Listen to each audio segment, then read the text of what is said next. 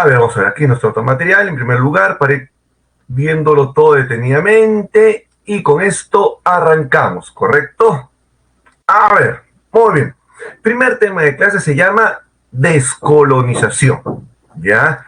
A ver, la descolonización se inicia durante la Primera Guerra Mundial, pero se desarrolla, se intensifica durante el contexto de la Guerra Fría. Cuando hablamos de descolonización, cronología, ¿correcto?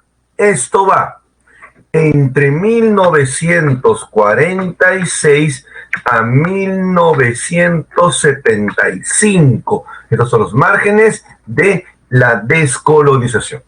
Segundo, un concepto. ¿Qué entendemos por descolonizar? Es un proceso de desintegración de los imperios coloniales y formación de estados independientes. Entonces, lo que vamos a ver es cómo los países se van independizando de sus metrópolis. ¿Ya? Siguiente, las causas. ¿Cuáles son las causas? El debilitamiento de las potencias coloniales tras las guerras mundiales. ¿Cuáles son las potencias coloniales que se van a debilitar? Son dos, ¿correcto?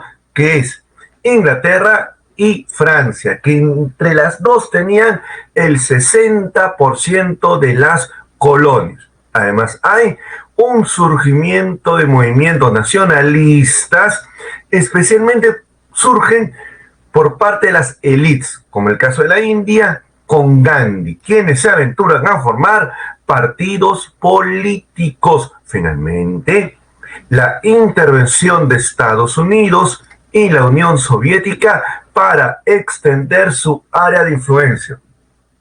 A Estados Unidos y Unión Soviética les conviene la bipolaridad, no que haya 3 o 4 países dirigiendo el mundo. Por eso que ellos apoyan también la descolonización, ¿correcto? Ya, a ver, antes de ver caso por caso, comenzamos con el caso de la India. Veamos aquí mi otro PPT que está recontra interesante. Aquí, por favor. Muy bien, entonces, aquí seguimos. Aquí va. El proceso de descolonización. Las colonias de los imperios europeos logran su independencia. Hemos dicho la debilidad de las metrópolis europeas tras la Segunda Guerra Mundial, Francia e Inglaterra. Hemos dicho los movimientos nacionalistas en las colonias, como el caso de la India, ya, de las élites que forman partidos políticos. Las dos superpotencias propician los movimientos independentistas, y una que no puedo dejar de mencionar, que es importante, la 4. ¿Ya?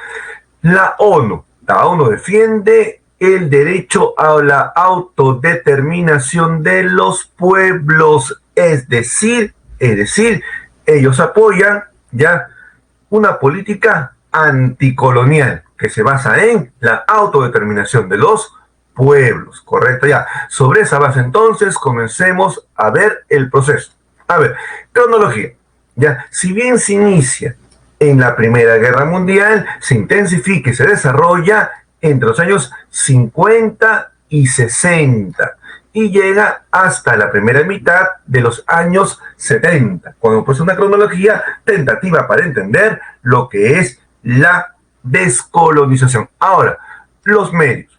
En unos casos fue un proceso pacífico, como el caso de las colonias británicas. Claro, no exento de violencia, pero fue bastante pacífico el caso de las colonias británicas, ¿ya? En otras fueron duras guerras muy violentas, como el caso de las colonias francesas. El caso de Argelia es el más arquetípico, por ejemplo. Ahora sí, comenzamos entonces viendo el proceso de descolonización en Asia. Comencemos viendo entonces la península del Indostán. A ver, aquí continuemos. Muy bien, entonces como ustedes pueden ver, en la India los líderes son Mohandas Gandhi, quien propone la resistencia pacífica, el no colaboracionismo y la no violencia, y Pandit Nehru. Ya ambos personajes son representantes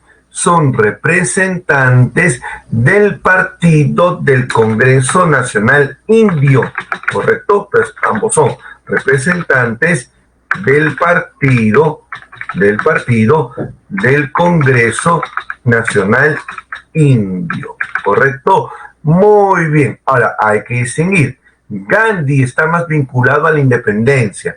Nehru está vinculado, si bien a la independencia, pero más vinculado está a lo que va a ser ya la modernización de la India. Esta India moderna, megapotencia mundial, es obra de Nehru, ¿correcto? Pero tampoco tenemos que dejar de mencionar a otro personaje importante, el famoso Jinnah.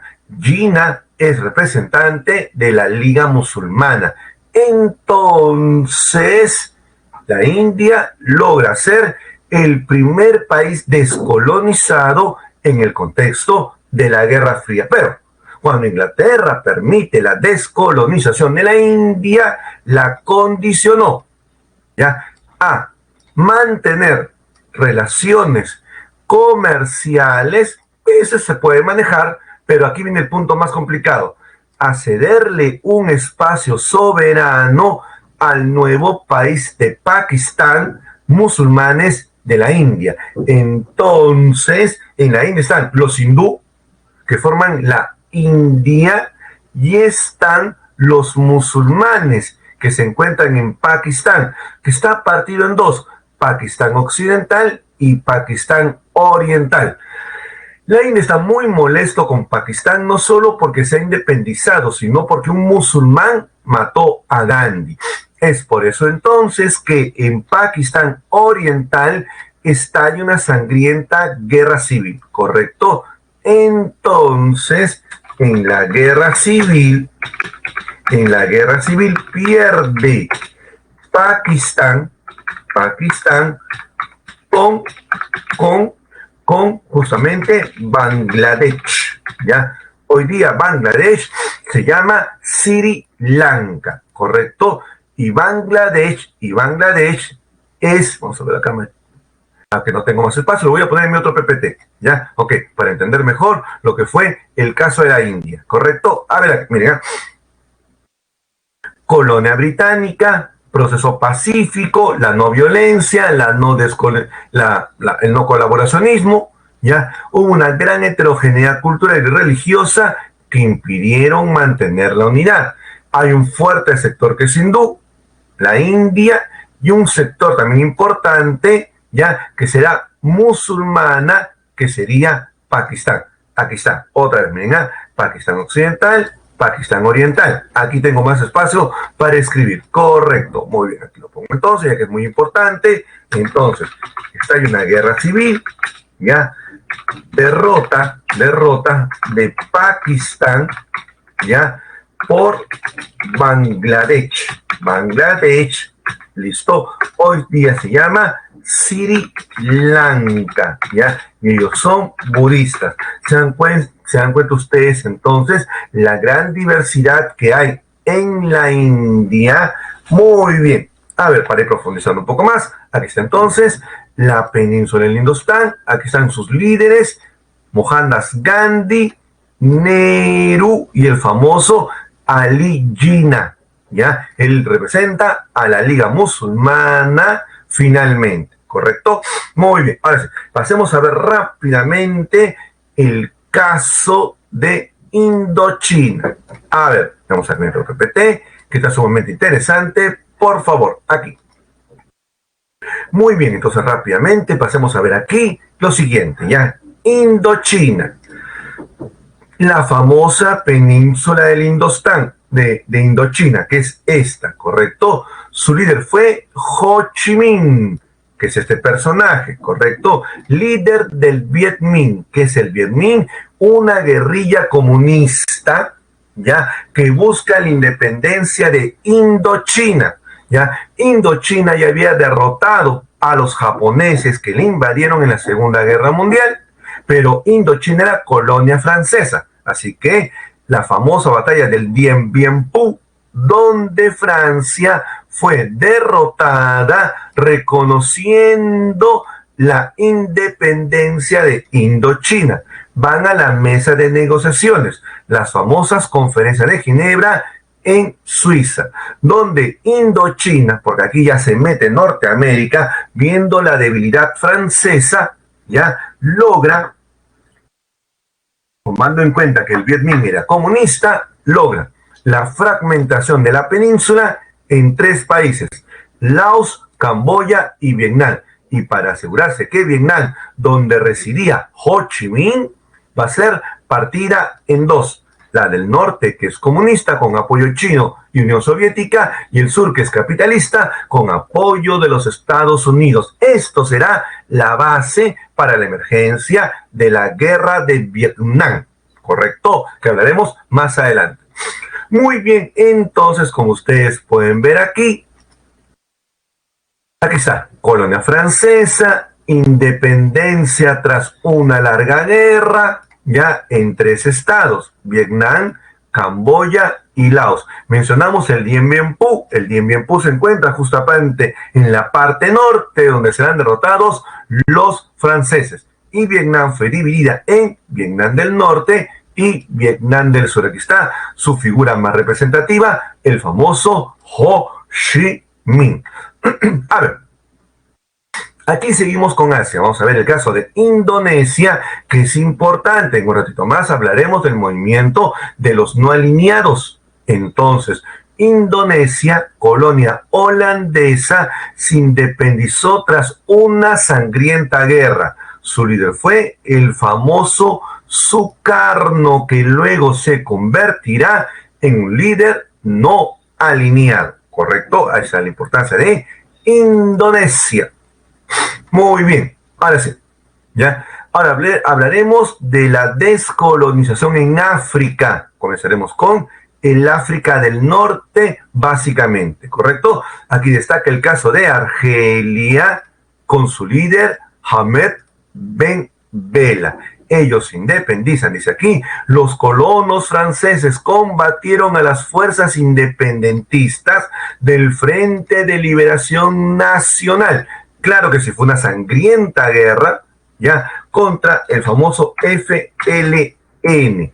Guerra que finalmente vencieron los del FLN, con gran cantidad de muertos de por medio. Aquí está el caso de Argelia, líder Ahmed Ben Bella, Charles de Gaulle, quien evita la guerra civil, ya no quiere más desangramiento en Francia, estableciéndose un plebiscito que permitió ya la independencia de Argelia, ya los famosos acuerdos de Evian, ya tras un plebiscito donde la mayoría de argelinos deciden la independencia, ¿correcto? Bueno, pues se firman luego los famosos acuerdos de Evian, reconociéndose la independencia de este país. Listo. A ver, sigamos avanzando. Entonces, para ir cerrando ya, más países al respecto. A ver, siguiente. Hay que hablar ahora del África negra, ¿ya? El África subsahariana, ¿ya? Mencionemos únicamente 3 casos importantes. El caso del Congo, con Patrice Lumumba a la cabeza, el caso del Senegal con Senghor y el caso de Ghana con Kwame Nkrumah, ¿ya? Que son 3 casos importantes de descolonización con líderes de la África negra, ¿ya? Pero tampoco podemos dejar de mencionar, ¿ya?, la descolonización y la Guerra Fría. Claro que sí. Hay un periodo llamado coexistencia pacífica. Otros lo llaman distensión, otros lo llaman deshielo, ¿ya? Es una etapa en la cual ya 2 regímenes pueden convivir aunque sean opuestos y diferentes. Esto se va a desarrollar entre 1953 y 1957. Recordemos, ¿correcto? 1947-1953, tensión máxima de la Guerra Fría, ¿correcto? 2 hechos son claves. lo que pasa con el bloqueo de Berlín y la guerra de Corea, 1953-1977, la coexistencia pacífica, ¿correcto? Bueno, pues aquí hay un personaje clave, el famoso Nasser. Nasser fue un líder que logró la independencia de Inglaterra, ¿correcto? Ahora Nasser quiere modernizar Egipto. Para poder modernizarlo, quiere llevar a cabo dos obras importantes. Una va a ser la famosa represa de Asuán, ¿listo? ¿Ya? Y para ello tendrá el apoyo de Unión Soviética, ¿correcto? Ya no está Stalin, ya murió, ahora lo reemplaza Nikita Khrushchev, ¿correcto? Bueno, pues una vez que tiene bajo el apoyo soviético ya la represa de Asuán, ahora va a ser su gran movida, la nacionalización del canal de Suez. Canal de Suez que está protegido por Francia e Inglaterra, los cuales terminan invadiendo el canal, ¿correcto? Con Israel incluso, ¿ya? Bueno, pues es ahí cuando Nasser pide ayuda a la Unión Soviética y Unión Soviética amenaza a Francia, Inglaterra e Israel con lanzarles una bomba atómica si es que no se retiran de Egipto. Bueno, pues finalmente se retiran con el rabo entre las piernas Francia, Inglaterra e Israel. Y así concluyó esta etapa tan temible en la Guerra Fría. Pero el mismo año, 1956 que estamos contando, hubieron conflictos internos dentro de cada bloque. El más conocido va a ser el caso de la Primavera de Praga en Hungría, 1956. ¿Ya? Donde estarán en contra del dominio que ejercía la Unión Soviética, y así como será reprimido por la Unión Soviética, invadiendo Hungría con el ejército del Pacto de Varsovia. Se dan cuenta, ingresan y matan al líder rebelde Imre Nagy. Así se solucionó los problemas que había en cada uno de los bloques. ¿Correcto? Este es el caso de Hungría. Quiero decirlo porque es clave para entender lo que es la Guerra Fría, que la veremos en profundidad también el día de hoy. ¿Correcto? A ver, pero pregunten, no se queden con dudas. A ver, ahora sí, llegó el momento de hablar ya de los nuevos centros de poder mundial. Y no se puede dejar de mencionar del movimiento de los países no alineados. ¿Ya? Son los países que se encuentran dentro de lo que ellos llaman el tercer mundo. Primer mundo, Norteamérica. Segundo mundo, la Unión Soviética. Tercer mundo son los descolonizados. ¿Ya? ¿Correcto? Bueno, pues ellos tendrán presión de las superpotencias para ampliar sus zonas de control. Claro, lo que ellos quieren es tener mayores áreas de influencia. Bueno, pues ellos asumieron una posición de neutralidad ante los dos bloques y convocan primero a la conferencia de Belgrado. Aquí está el antecedente será la famosa conferencia de Belgrado que queda en la extinta Yugoslavia, ¿correcto? Aquí destaca la figura de Josip Broz Tito, personaje importante, ¿correcto? Luego lo que vendrá será la famosa conferencia de Bandung. Bandung queda en Indonesia. ¿Se dan cuenta? Aquí destaca entonces la figura de Sukarno. Son 25 países. Sukarno, líder ahora no alineado, se suma la India con Nehru, se suma Egipto con Nasser. Vas a tener tú un importante movimiento que rechaza la colonización, apoya los movimientos nacionales de liberación, se compromete a no alinearse con ninguno de los dos bloques, y esto será el famoso movimiento de los no alineados. Aquí están los 10 puntos que se firmaron en esta conferencia de Bandung. Bueno, voy a mencionar únicamente los más importantes para resumir, ¿correcto? A ver, Por un lado, el respeto a la soberanía e integridad territorial de todas las naciones. ¿Ya? Reconocimiento de la igualdad entre raza y naciones. Abstención en tratados militares que sirvan a intereses de una gran potencia. Ven ustedes qué importante fue la famosa conferencia de Bandung. Antes de hablar de la revolución china, veamos nuestro otro PPT, a ver qué nos queda pendiente, ¿correcto? Aquí, por favor. Muy bien, hemos dicho entonces el movimiento de los no alineados, la conferencia de Bandung que queda en Indonesia, buscan rechazar someterse a las superpotencias, impulsar la libre autodeterminación de los pueblos, promover el desarme nuclear, y oponerse a cualquier tipo de discriminación. ¿Se dan cuenta? Por eso es que es tan importante, lastimosamente, este movimiento de los no alineados, tercer mundo, se convirtió en sinónimo de pobreza, y de aquí aparecen los países subdesarrollados. Pero bueno, en fin, a ver, entonces vamos a pasar a ver rápidamente lo que es el caso de la Revolución China. A ver.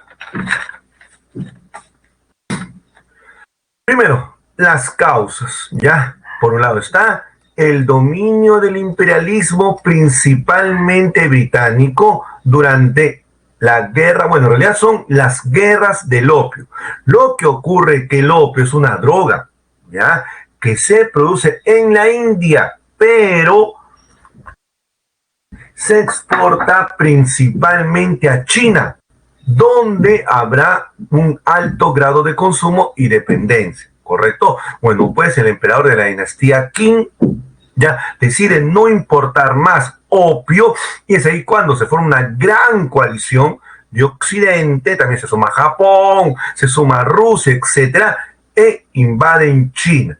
Y en las dos guerras vence. Como consecuencia del triunfo en las dos guerras del opio, entonces lo que habrá será un control de la costa del Pacífico por parte de Occidente. China será convertida en una semicolonia.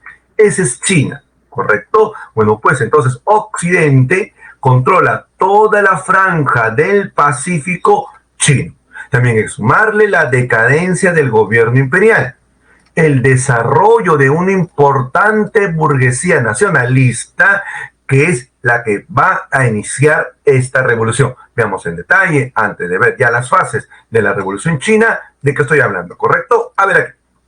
Entonces, veamos ahora sí el tema de la revolución china. Por un lado es la dependencia económica del capital extranjero. Desde las guerras del opio, el mercado chino estaba abierto a las mercancías e inversiones de grandes potencias europeas. Aquí se ve China, y aquí están las potencias europeas repartiéndose China, ¿correcto? Destacando principalmente Inglaterra con la reina Victoria. Muy bien.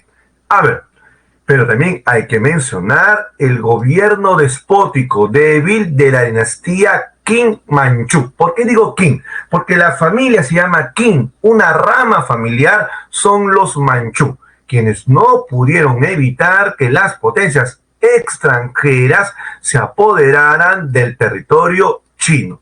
Como se puede ver aquí, este es Puyi, el último emperador chino que tomó el poder cuando era únicamente un niño. Tenía rango de Dios, por si acaso, ¿correcto? Él es el hijo del sol. A ver, pero cuando ustedes imaginen China, tú tienes que imaginarte una China que es 90% feudal y 10% capitalista. Así que dentro de esa feudalidad hay una gran explotación del campesinado, sujeto a un régimen feudal basado en una profunda desigualdad y miseria extrema. ¿Quiénes explotan a los campesinos chinos? Los famosos Ti y Chun. Los Ti y Chun son los señores feudales chinos, ¿correcto? Ti y Chun. Muy bien, ya a eso tienes que sumarle tú a los eunucos. Hay una gran corrupción, listo, por parte de los eunucos, ¿correcto? Ya, que fueron altamente corruptos. Listo. Muy bien, entonces aquí aparece la figura de Sun Yat-sen, ¿ya? Él es el fundador del Kuomintang, el Partido Nacionalista o del Pueblo. Él encabeza justamente una rebelión que obliga a abdicar al emperador Puyi, con lo cual se instaura la república. Ahora, ya, por si acaso, ¿cómo está China? China es lo que está aquí, ¿correcto? Ya. Él establece la república en Nankín, siendo presidente Sun Yat-sen. Nankín es esto que está en color naranja. Lo que es la franja costera la controlan las potencias extranjeras. Y todo lo demás, que es feudal, lo controlan los Ti y Chun. Así que así tienes que imaginarte cómo es China, ¿correcto? Muy bien. Pero lastimosamente este médico educado en Inglaterra muere. Y le sucede Chiang Kai-shek, que es un militar, ¿correcto? Bueno, pues entonces ante la muerte de Sun Yat-sen, ya Chiang Kai-shek derrota a los caudillos que luchaban por el poder, propicia la inversión del capital inglés y francés en China. Ya, él irá venciendo paulatinamente a los Ti y Chun, ¿correcto? Muy bien, entonces se le aparece un enemigo, Mao Zedong, fundador del Partido Comunista Chino. Él encabeza la reacción contra la política conservadora de Chiang Kai-shek, dando inicio a la guerra civil entre comunistas de Mao Zedong y nacionalistas de Chiang Kai-shek. Pero aquí hay un pequeño inconveniente, que Mao Zedong, que es comunista, sigue los lineamientos de Lenin, que es pelear en la ciudad, como fue en la Revolución Rusa. Lastimosamente, para este caso, Mao Zedong será derrotado. Julio, profe, ¿por qué se le considera genocida a Mao? Uy, porque fue un genocida y de los peores, Julio, ¿eh? Él justamente dejó morir a millones de chinos. Muchas de las reformas que vamos a ver ahorita, Julio, te voy contando, ya fueron un fracaso por parte de Mao Zedong, ¿correcto? Ahorita vamos a explicarlo con calma, Julio, ya, pero sigan preguntando. Julio ya comenzó las preguntas que están recontra chéveres. Entonces, ya, Mao Zedong será derrotado, y al ser derrotado en las ciudades costeras, ¿ya? Entonces va a iniciar lo que se conoce como la larga marcha. La larga marcha es larga, son 6,000 kilómetros, pero recorriendo cordillera para escaparse de la persecución de Chiang Kai-shek. Bueno, pues, ¿pero por qué fue bueno esto? Porque Mao Zedong cambia de mentalidad. Él reconoce que la guerra no puede ser bajo el patrón socialista de Lenin en la ciudad. Un país feudal como China debe pelear del campo a la ciudad, ¿correcto? Y él cambia totalmente el formato, ya, de lucha. Es una guerra de guerrillas, ya, del campo a la ciudad. Y eso será lo que hará justamente Mao Zedong. Y viene con todo. Cuando está a punto de ganar la guerra, Japón invade China.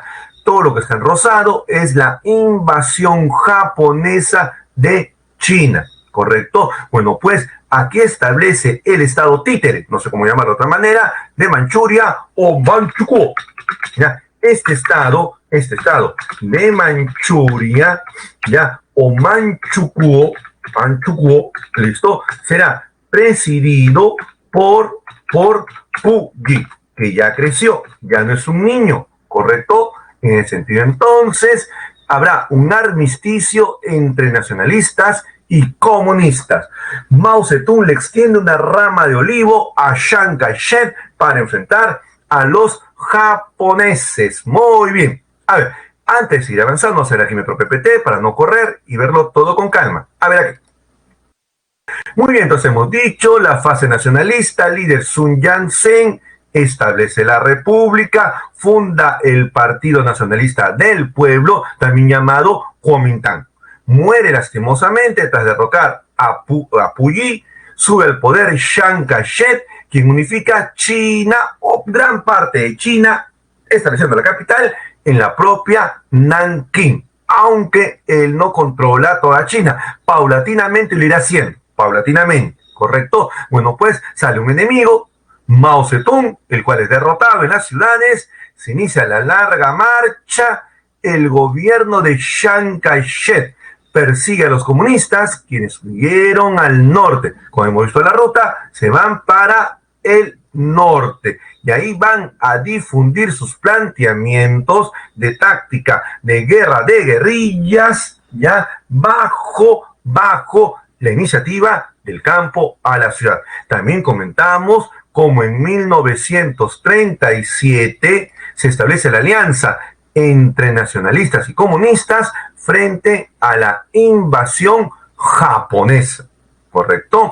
Muy bien. A ver, ahora sí pasamos a ver rápidamente la fase comunista, en la cual ya la crisis del gobierno nacionalista tras la Segunda Guerra Mundial y la derrota de los japoneses hizo que en 1949 Chiang Kai-shek, derrotado, se refugie en Formosa, donde fundará la China nacionalista, también llamada Taiwán. Esto lo hizo con el apoyo de Estados Unidos. Los norteamericanos, cuando se enteraron que Mao Zedong ganó la guerra civil, desplazaron toda la flota naval del Pacífico para evacuar a los chinos que lo quisieran, ya, a la isla de Formosa, hoy día Taiwán. Mao Zedong, como triunfador de la guerra civil, funda la República Popular China, la China continental, liderada por Mao Zedong, quien tendrá el apoyo de la Unión Soviética, principalmente Stalin, este personaje. Ahora, ¿ya? ¿Por qué fue un genocida, Julio? Te voy contando.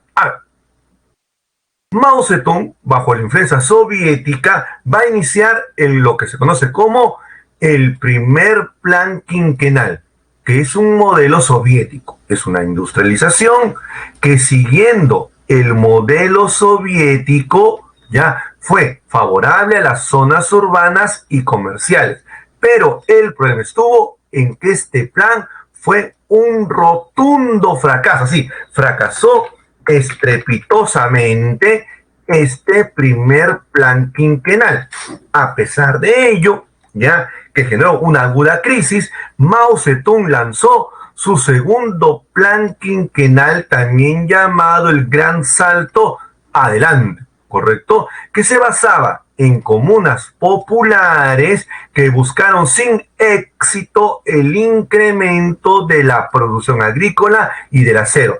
Esto fracasó también rotundamente, ¿ya? Y este fracaso realmente vertiginoso de esta política, ya, que buscaba, ya, un socialismo agrario, que esa es la idea, socialismo agrario, fracasó, provocando la muerte de millones de chinos, o sea, millones, ya, tanto así que el propio Mao Zedong tuvo que dejar el poder. Ya, ahorita voy a hablar un poco más de esto, vamos a ver mi otro PPT para darle contexto. Ahora, hemos dicho la derrota de Japón en la Segunda Guerra Mundial. Ya, esto terminó con su expulsión de China y se reinicia la sangrienta Guerra Civil 1945-1949. Aquí se puede ver a las fuerzas de Mao Zedong ingresando a Pekín. Es el triunfo del Ejército Rojo de Mao Zedong, con su táctica del campo a la ciudad. Aplicó la misma táctica ya de antes de la invasión japonesa. Muy bien. A ver, entonces Mao Zedong establece la República Popular China, ya la China continental, siendo su presidente Mao Zedong, y complementariamente Él, hemos dicho, su primer plan quinquenal fracasó estrepitosamente. Luego lanza el gran salto hacia adelante con el cual buscó integrar la industria ya y la agricultura para obtener un rendimiento mucho mayor de fuerza de trabajo para industrializar China en base a comunas populares. El problema estuvo es que esta política se convirtió en trabajo forzado. Fue un régimen de terror impulsado por Mao Zedong. De ahí que es un genocida, ¿correcto? Ya, bueno, pues lo que se vio fue una gran disminución de la producción que provocó millones de muertes en el campo debido a la hambruna y la explotación por parte de este personaje funesto llamado Mao Zedong. Bueno, pues entonces, complementariamente, hemos dicho, en Unión Soviética, coexistencia pacífica, Nikita Khrushchev toma el poder en Unión Soviética. Es ahí cuando Mao Zedong decide romper con la Unión Soviética. En 1960, la Unión Soviética, dirigido por Nikita Khrushchev, China y Mao rompieron relaciones diplomáticas. Uno, ya, por la llamada coexistencia pacífica. Khrushchev será tildado de traidor, ya, por esta política de coexistencia pacífica.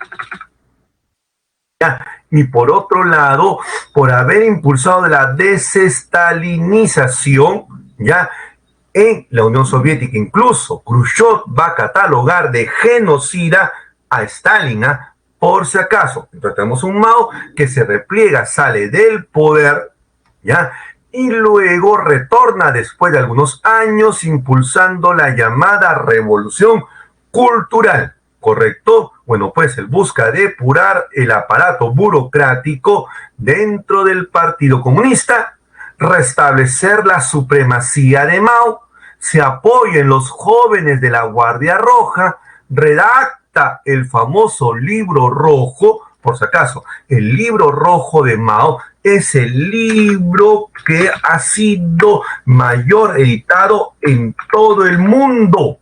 Correcto, incluso tiene más tiraje que la propia Biblia, ¿correcto? Bueno, pues ahora, Mao Zedong muere en 1976 y tras la muerte de Mao, ya le sucede su esposa, claro que sí. Viene lo que se llama la famosa banda de los cuatro, más la esposa de Mao, los cuales fueron derrotados, ¿ya? Y asesinados brutalmente, ¿correcto? Bueno, pues tras esto vendrá Deng Xiaoping. Señores, si hoy día China es una megapotencia mundial, es obra de Deng Xiaoping, ¿ya?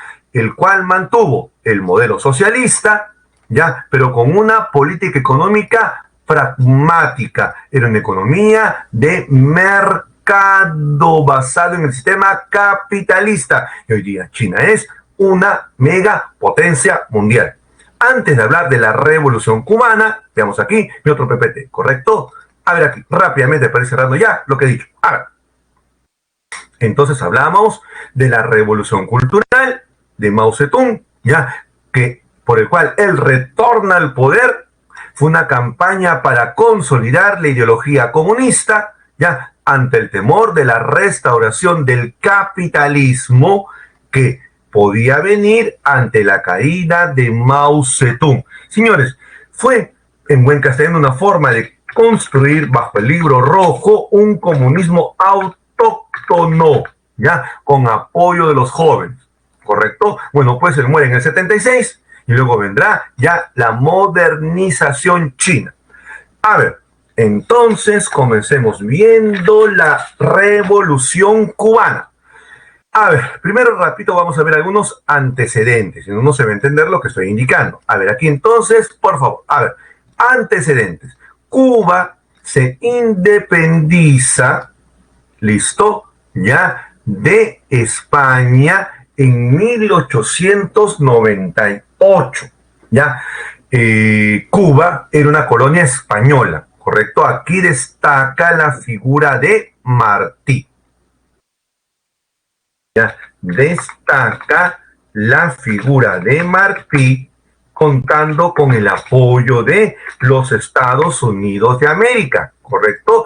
Y es así como se logra la independencia, pero los norteamericanos ven la importancia de Cuba. Señores, Cuba, ya, durante la etapa colonial fue la colonia más rica de todo el virreinato español en América, ¿correcto? Porque todos los barcos iban a Cuba. Así que eso hay que tomarlo mucho en cuenta. ¿Ya? Por eso que en 1901 Norteamérica ya fuerza a adoptar a Cuba de la famosa enmienda Platt en su constitución. ¿Qué cosa es la famosa enmienda Platt?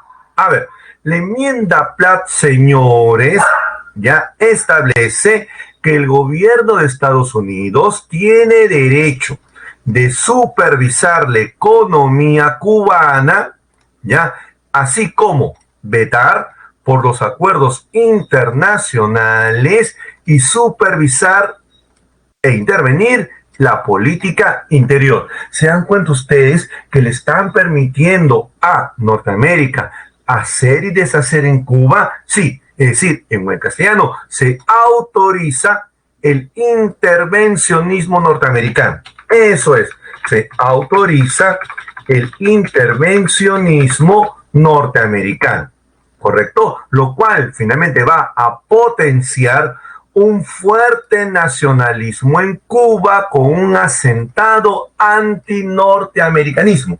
Y eso es lo que ocurrirá en Cuba.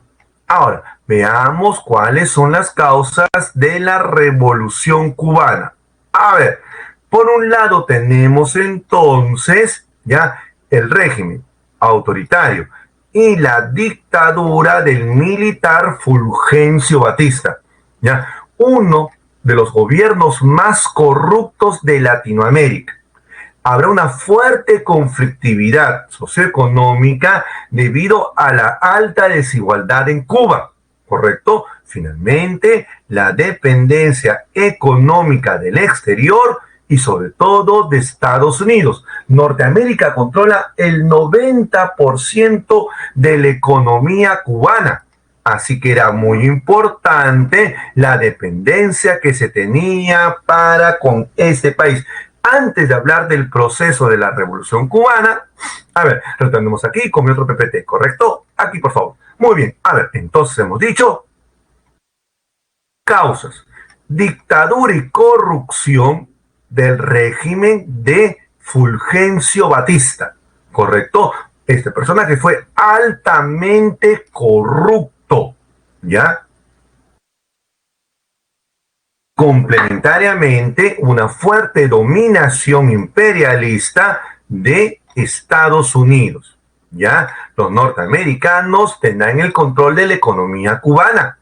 Además de esto, ya habrá un fuerte atraso socioeconómico, especialmente en el área rural, debido justamente a la explotación de los terratenientes cubanos sobre la masa campesina, ¿correcto? Así que habrá una gran explotación de los terratenientes, ¿correcto? A ver, vamos a ver aquí rápidamente entonces la secuencia de los acontecimientos de la Revolución Cubana. Todo comienza cuando Fidel Castro asaltó fallidamente el cuartel Moncada. A ver, señores, cuando tú te imaginas a Fidel Castro, no te lo imagines como un militar. Primero, Fidel Castro no es ningún pobre, es hijo de terratenientes.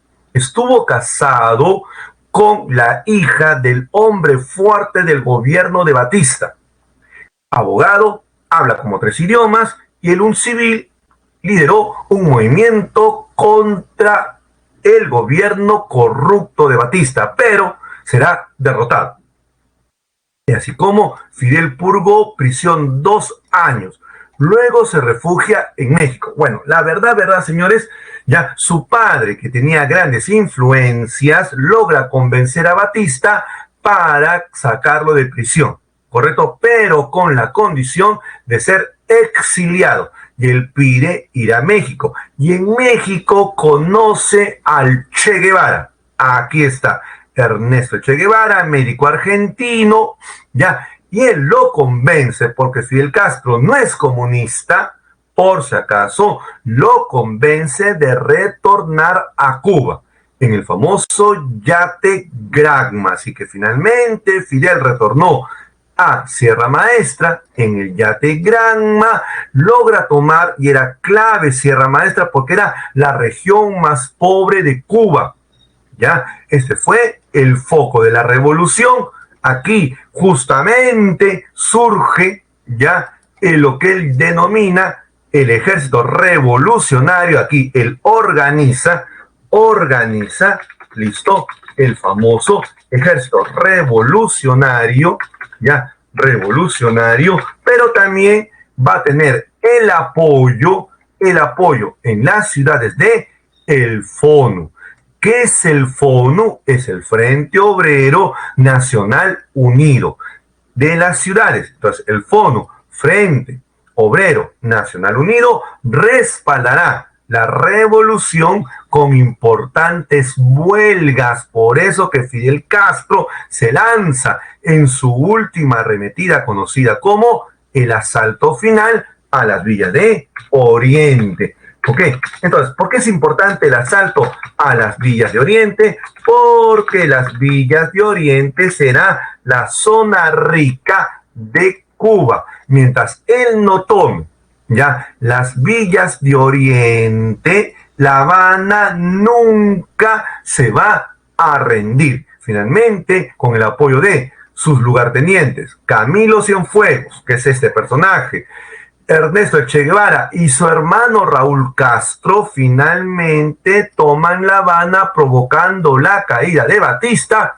justamente en Año Nuevo, el 1 de enero de 1959. Fidel Castro, entonces líder revolucionario nacionalista.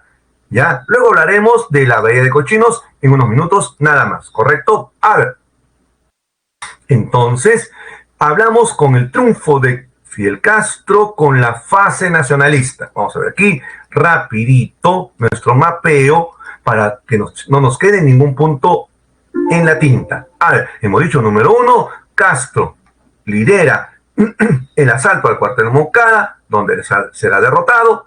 Ya, luego vendrá sus 2 años en prisión, sale, ya, conoce a Che Guevara, el desembarco del yate Granma con 82 expedicionarios, la gran mayoría de ellos muere, pero logran tomar Sierra Maestra y Fidel se convierte en un mito.